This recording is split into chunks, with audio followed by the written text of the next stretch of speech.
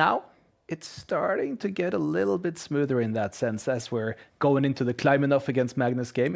It does look like Gukesh getting better, Keimer getting better. We had Caruana transforming him game for a while. It's good chess players, good chess players. Exactly, and the cream always rises to the top. These are long events, the World Rapid and Blitz, just like Title Tuesday, many rounds. So often the best overall players end up rising to the top. In the meantime, Title Tuesday game week 4 here. The winner split has kicked off. Magnus opens with d4. It's a King's Indian defense from his very young-looking opponent, and White's gained a bit of space in the center. Black now trying to block it up. What do we make of this? It looks like, okay, Magnus has caught the Black Knight on the edge of the board. Looks like a successful opening for him. Yeah, it looks like the last 3 moves really went White's way there. Getting b4 is something White would really want to do, and like Black can't take the pawn because of the pin. The rook was hanging in the end there, and now unfortunately for Black, the knight on a6 is awkwardly placed. Magnus is making logical moves, improving his position. Now I think I was just going to say he's going to save his bishop to f1, but his young opponent is playing very fast, which is a good strategy. So I think he's doing quite well. Like, his strategy is good so far, but the position should be better for White. Big moment. Does he have to go back? If he does, then Black loses a bit of momentum.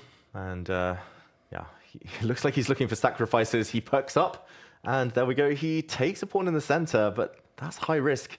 And he's given up his knight. He's now going to take Magnus's knight. We're going to see a flurry of exchanges.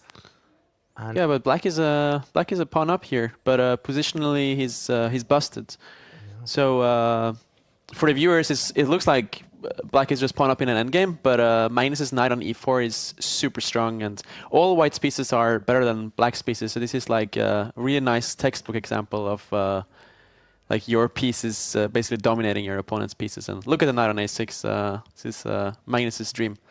Ooh, yeah, he's getting ready to trap that piece. At least kick it back to the back rank, maybe even continue chasing it. A very good judgment here from Magnus to go into this, to lose a pawn. That's why Kleimenov kind of sat up in his chair. He was like, wait, I'm about to be a pawn up against the world #1. Yeah, did you see that reaction? I was noticing that. I mean, I thought it too. I thought, oh wow, Magnus has blundered a pawn, but no, it's part of the master plan, as usual. This is such a typical Magnus first game, like illustrating his understanding. Now, it's just hard for Black to improve their pieces. Maybe Black wants to play knight to f6, try to trade the strong knight on e4, but I don't think White is gonna accept that trade. It's gonna go with a knight to g5 and into e6 probably. So it's hard to suggest a good move for Black here. Is Magnus also threatening to take on d6 in that position? I mean, he was threatening to take that pawn, but actually I think Magnus likes that knight so much that he would not even like want to trade it for a pawn, for getting a pawn there. Yeah. That knight is arguably stronger than the rook, actually. It's also untouchable. Now White is going to try to probably play a rook to a8 and invade on the queen side.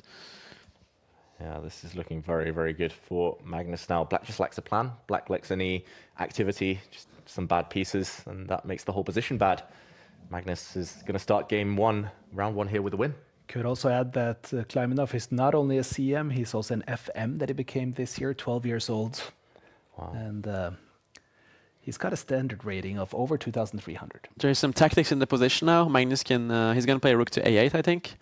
And after rooks will trade, it looks like Black can protect with king f7, but Magnus could actually just win a piece there, but he didn't go for it. He could actually just take the knight, eliminate the knight, and after the king would take, he could take the bishop. But this also wins. Yeah, he was wiping his eyes as he played that, so maybe not yet looking for the tactical opportunities. Magnus is just doing it the slow and steady way, hitting this pawn, also hitting this pawn with his bishop. It's going to collapse for Black, but at least he's not a piece down. Is this the definition of sleepy chess? Pretty much. It's anti-young player chess. Just make it really positional. Just go all about the pawn structures. This is a typical Magnus game, I would say. You know, just having a nice positional advantage and winning in the end game. Magnus got the chance again there to go back with the rook and take the knight, but I think he just wants to keep it simple, and now he can take the pawn on b6. and B pawn is gonna win the day. Just adding here that it's good positions also for Nakamura and Grishuk, who are playing on the 2 other top tables at the moment, and the same for MVL, who's on the 4th table, and Bluebaum on the 5th table. They're all the favorites on the top tables right now are doing well, and here we have a decision already. Yeah, Magnus takes the win. He was 2 minutes up. He was a pawn up, and a good fight from Kleimenov, but unfortunately that endgame